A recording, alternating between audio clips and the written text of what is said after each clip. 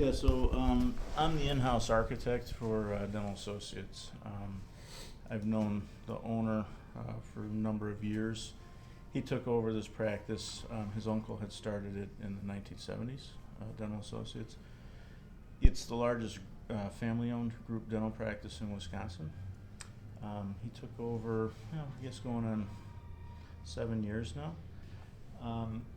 First thing he wanted to do was to expand the practice. It was built up to 8 clinics when he took it over.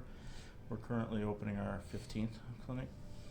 So he hired me about 6 years ago. I'm an architect who designed his offices in Illinois. He's a practicing periodontist in Illinois. So when he took over the practice, he wanted to expand. He hired me, so I'm full-time in-house architect. I design the new facilities. I renovate the existing facilities.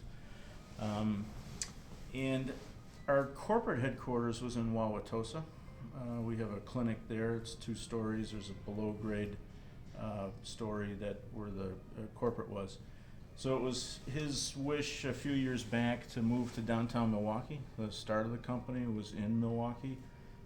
This is kind of where the action is. I mean, Wauwatosa is kind of up and coming now, but this is a much better place to be for corporate. So we looked around. We were not necessarily looking for an historic building.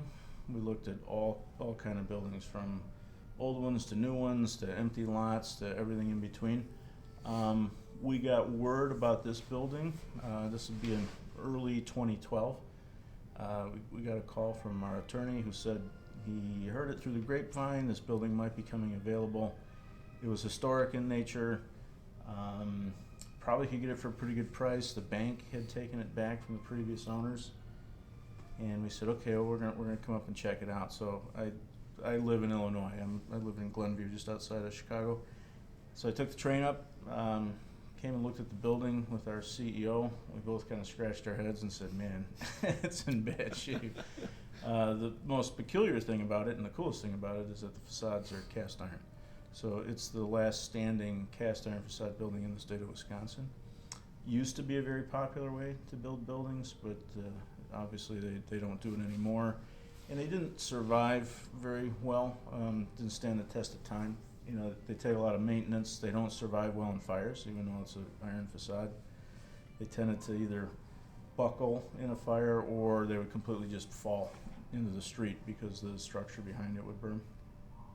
So, we looked at it and we thought, gee, I don't know, a cast iron building, there's no one around that says, oh, I do cast iron buildings. So we had to jump into it, and figure out really what it was and what you could do and what the limitations of it were.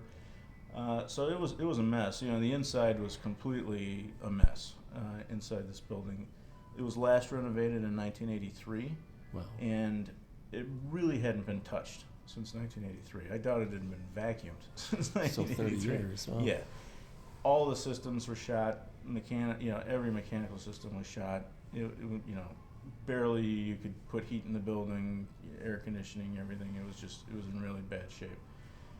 So, looking at it, we said, okay, we're gonna chew on it. Our owner said, hey, this will be pretty cool. I said, there's no way. I said, this is impossible. It's a mess. It's going to take forever. It's going to cost all kind of money.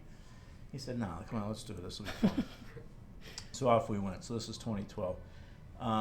So we did about 6 months worth of design on the front side.